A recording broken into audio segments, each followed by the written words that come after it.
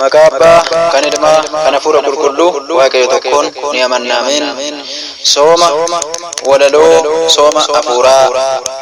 Sooma jechuun maali nuuf galee yaanama ijji dhabbee keenya isaan nuuf banama kan bu'uureffame harka waaqayyootti kan ilaallu miti akkuma laayyootti guyyaa 40 midhaan bishaan obsee sooma nu barsiise marrummaan isaa qooqsee sooma nu barsiise marrummaan isaa qooqsee guyyaa 40 gadaama Qorontos galee kan biraan hojjenne soomaaf kadhaa malee jaalala nuuf qabu sabirraa gad bu'ee kabaja keenya ibsuuf qooda keenya du'ee seexannis deemuudhaan uumaa isaanii kore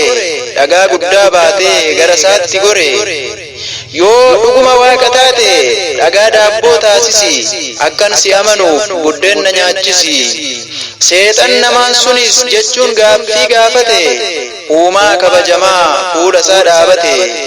uumaa kabajamaa fuula isaa dhaabate nyaata qofaan hin jiraatu kan jedhee barreeffame ati maan dhageessu jecha koo katabame sagaleen waaqayyoo isaaf lallabama kanaan kan jiraatu egaa dhalli namaa kanaan kan jiraatu egaa dhalli namaa gara tabba guddaa qabatee ol bahee tulluu guddaa sanas eega irraan gahee addunyaan kun kooti sirriitti hubadhu waa'ee isaanan qaba kanan siin dubbadhu waa'ee isaanan qaba kanan siin dubbadhu dhuguma gooftaadha asirraaf darbadhu qabeenyaa koo hundas akkanan siif laadhu waaqummaa kee sodaadhee akkan siif sagadu gooftaa sodaatamaa si maleen barbaadu jechuun abbaan sobaa soba dhageessise sagalee sorkaasee gooftaa dhageessise sagalee sorkaasee gooftaa dhageessise waaqayyos gaaffiisaaf deebii yeroo laatu inni abbaan jaalalaa yoomuu ariifatu uumaa keetiif malee kan biraaf hin sagadin jedhee barreeffame abboommii kurnaniin ati yaa seexana uumaa kee hin qorin ati yaa seexana uumaa kee hin qorin gooftaanis daabiloos jedheetu qaanesse fuuldura isaati dafeetu balleesse seexannis hin teenye tooftaa biraa baasee duukaa bu'aa isaa Yihuudaa irratti kaasee Iyyesuus qabachuuf haala mijeeffatee Yihuudaa tasaase afaan mi'eeffatee Yihuudaa tasaase afaan mi'eeffatee egaa Yihuudaa seexan akkas jedhe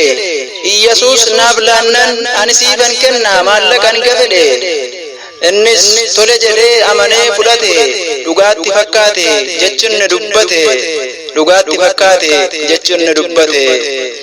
Yihuudaanis gurgure qarshii 30 badii tokkon qabu waaqayyo gooftaani warri Yihuudotaas gooftaa rakkisanii nam qulqulluu meedhan dhugaa jallisanii hanga humna isaaniis kaballaan dhahanii rakkina gurguddaas isarraan gahanii akka horii du'ees wadarootti hidhanii qaraaniyoo geessan lafarra harkisanii qaraaniyoo geessan lafarra harkisanii reebanii dhiiga roobe qaamni isaa namni kun yakkaadha geessaatii fannisaa jechaa itti iyyanii Yihuudaaf uummannisaa jechaa itti iyyanii Yihuudaaf uummannisaa sooma nu barsiisuuf Iyyesuus reebamee duutitti murtaa'ee qaraaniyoos geeffamee hanga qaraaniyoos lafarra harkisanii badii tokko malee gooftaa fannisanii badii tokko malee gooftaa fannisanii